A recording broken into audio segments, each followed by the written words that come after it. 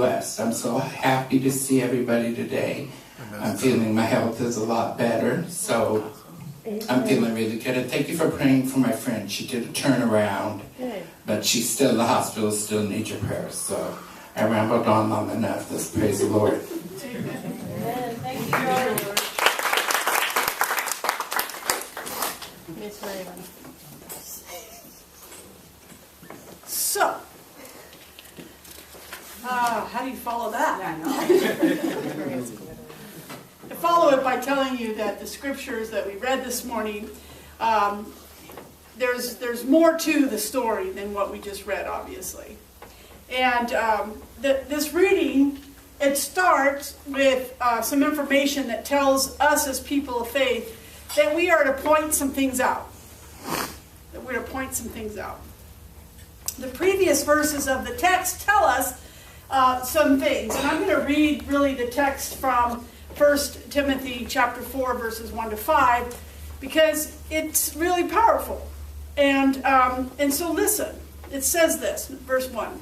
The Spirit clearly says that in latter times some will abandon the faith and follow deceiving spirits and things taught by demons. Verse 2. Such teachings and followings deceive spirits, come through hypocrisy and liars, whose consequences have seared as with a hot iron. Verse 3. I thought this was interesting. They forbid people to marry. And order them to abstain from certain foods, which God created to be received with thanksgiving by those who believe and who know the truth. Verse 4, for everything God created is good, and nothing is to be rejected if it is received with thanksgiving. Verse 5, because it is consecrated by the word of God and prayer. So, if we are to put it together, then we are called, challenged, encouraged to do some of the following things. First thing that we're challenged to do is don't have anything to do with old wives' tales. Now, did you know that it's an old wives' tale that says, don't go out with your hair wet or you'll catch a cold? Right? That's an old wives' tale. Now, some people still live by that, but, it might not be too smart to go out with wet hair on a cold and foggy day. But it is truly an old wives' tale. I'm sure if I ask you, what are some other old wives' tales, you would come up with some. But it says, don't believe that. But we're supposed to train ourselves to be godly. And this training of God becomes then very important to decipher the difference between what is reality and what is really what is not. So you have what is reality and what is not. And so I believe that knowing God is the most valuable thing that you can do. Having a relationship with God is the most valuable thing that you can do. Other relationships will come and go. People sometimes are flakes. I'm just saying. But God is faithful. That's what George is trying to tell us this morning. God is faithful. And so many times we may neglect the spiritual training we need to overcome and succumb and not succumb to these things. It's spiritual training. We're encouraged to command the following verses in Timothy remind us to teach the gospel, to teach the things of God. Don't back down, even if you're young, even as young people. It's don't back down just because you're a young person. You still have value. You have value to God, and you have value to other people who can teach you things. And who you could also teach, because every person has value, even the young people. But then Timothy goes on to say, be examples. Yeah. Be examples for for people, and he goes and lists some things. Be an example in your speech. Be an example in your speech. Be an example in your conduct, how you hold yourself. Be an example in love. Be an example in faith. Be an example in the purity of your life. So we are also called to devote ourselves to reading the text and to doing the things that it says. Be diligent in these matters. And if we give ourselves wholly to God, then we'll understand in a more deep process, in a deeper way. So what this tells me is that we're to use watchful eyes with ourselves. We're to pay attention to what it is that God is calling us to do.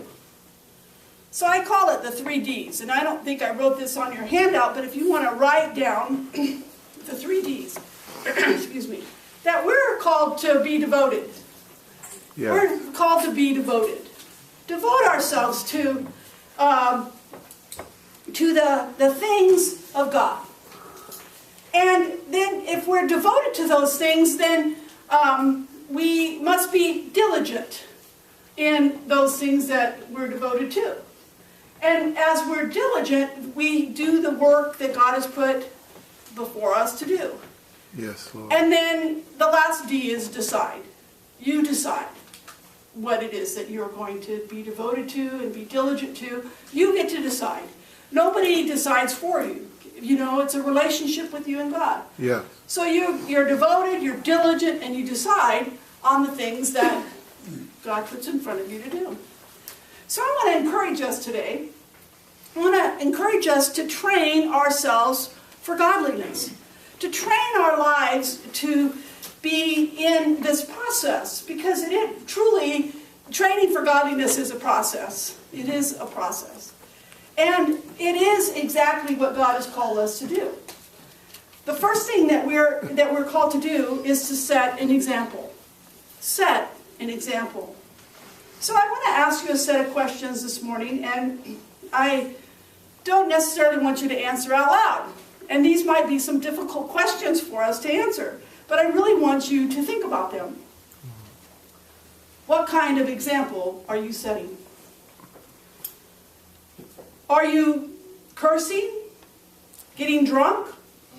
Allowing your money to go up in smoke? What kind of example do you set when you are a hard worker or when you're lazy? Is your example one of speaking the truth in love, or are you continually making up myths and alternative facts? Uh-oh. Are you one who neglects the gifts that God has given you, or are you using your gifts? Are you diligent in matters, or are you a flake? I told you it wasn't easy. Because sometimes, we know the answer when we hear it, right? Oh man, I was a flake at that. I flaked out this Friday. I was supposed to be somewhere, and I totally missed it. I missed the mark. So I had to go and apologize to where I was supposed to be. Yeah. And that does happen. It wasn't intentional, but still, it's a representation of my character. And it didn't feel good. No, it doesn't. Right? It doesn't feel good. So do we say one thing and do something else? That's really hard, right? Because we're saying over here that we're all this. But over here, we're not living it. Yeah. Right? We say one thing and we do another. Only you can set the example for your life. But I want you to think about the example that you set for God, for yourself, and for others. Right? Think about that. Jimmy Carter said, we ought to live our lives as though Christ was coming this afternoon. Ooh, now we better hurry up and get some things done. I still have work to do, right? So at least I think I have work to do.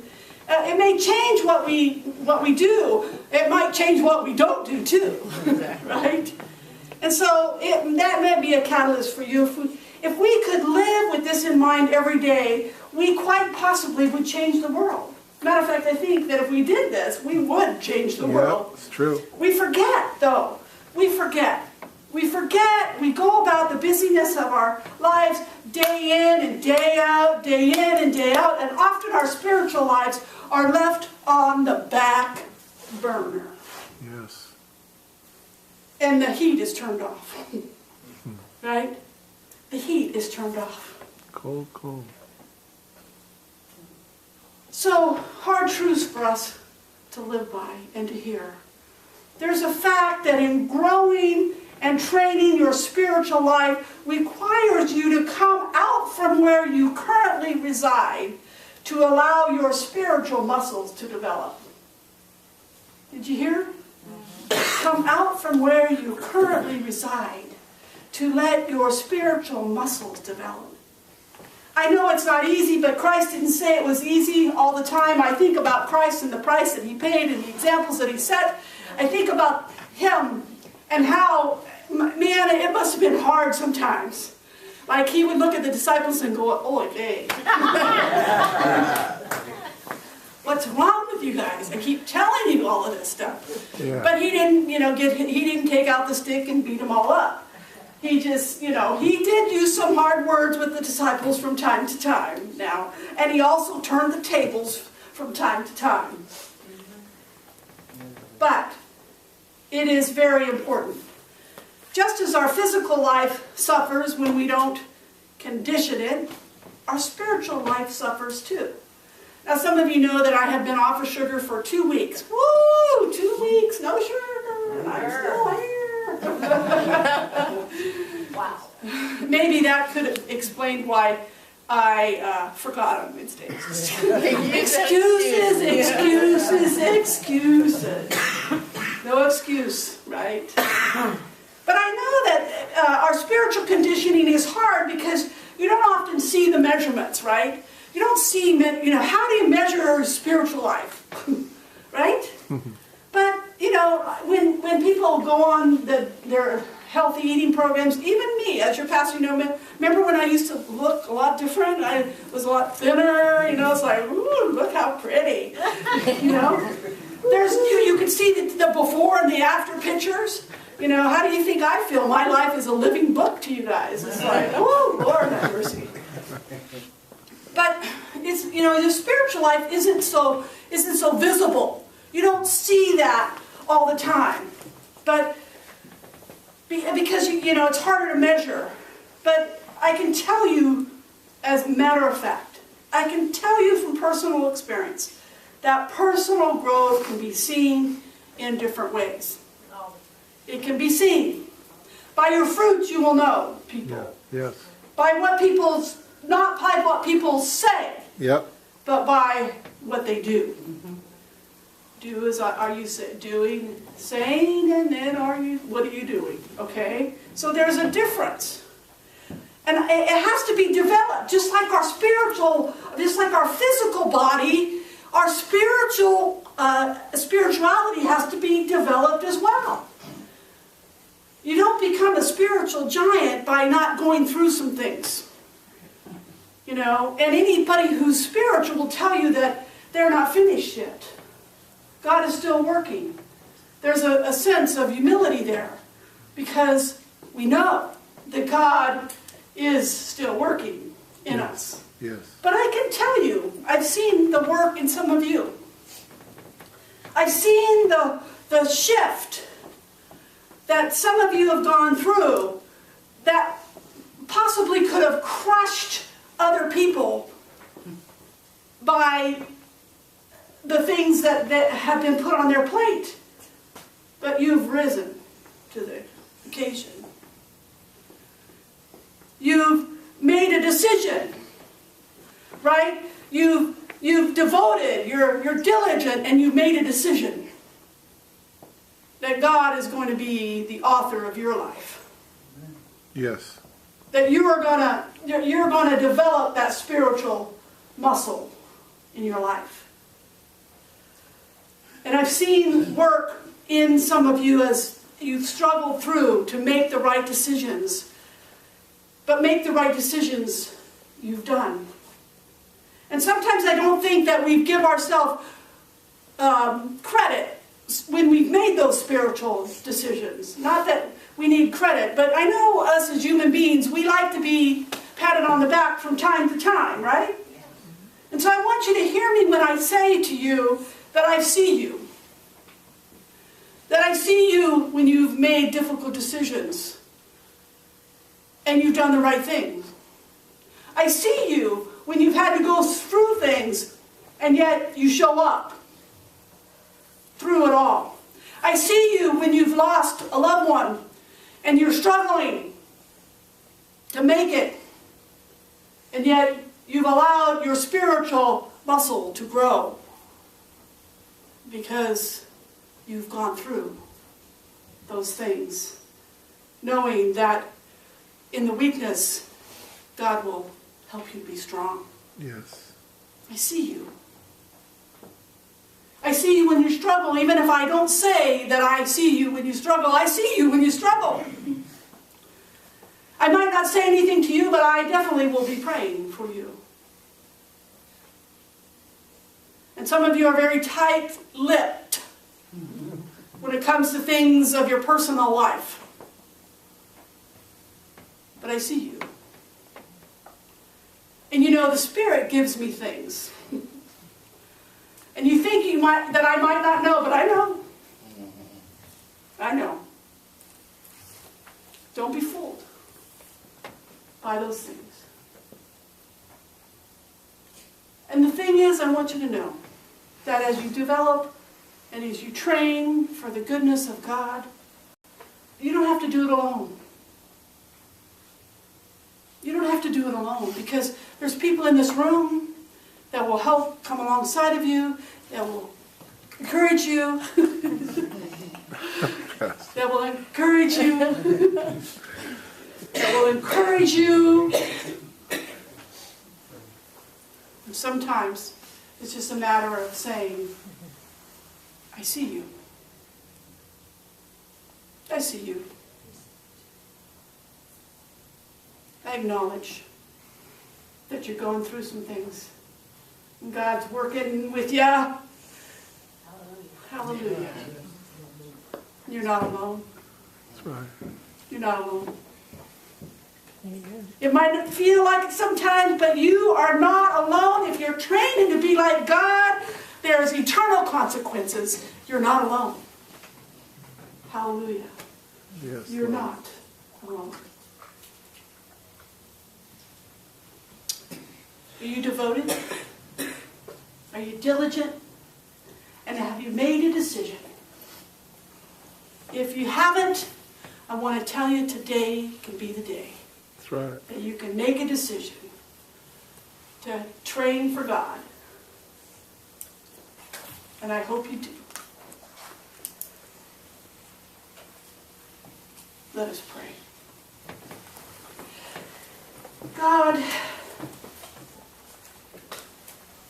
thank you for seeing us. Thank you for knowing us. Thank you for inviting us to the table just as we are, knowing that you don't want to leave us just that way. God, help us to be devoted to you, to be diligent to you, to decide to serve you. Help us today. And if we're in that place right now, I'm going to invite you to pray, God, help me to decide to serve you. Teach me to be diligent. Teach me to be devoted to you. And I receive that from you. I receive it. Yes. In Jesus' name. Amen.